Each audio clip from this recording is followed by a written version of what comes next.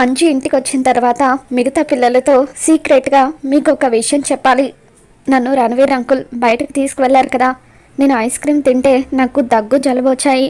దాంతో అంకుల్ నన్ను హాస్పిటల్కి తీసుకెళ్ళి బ్లడ్ టెస్ట్ చేయించారు అని చెప్పి అంటుండగా అప్పుడు అక్కడికి బాగి వచ్చి అంజు మాటలు వింటుంది.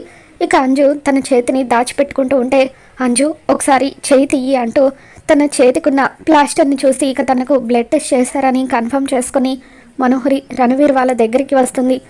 మనోహరి రణవీర్ ఇద్దరు కూడా కంగారు పడుతూ ఉంటారు. అప్పుడు మనోహరి అక్కడి నుండి వెళ్ళిపోబోతూ ఉంటే బాగి మనోహరి చెయ్యి పట్టుకొని పక్కకి నెట్టేసి, రణవీర్ అంజుని బ్లడ్ టెస్ట్ కోసం తీసుకువెళ్ళాడని నాకు తెలుసు.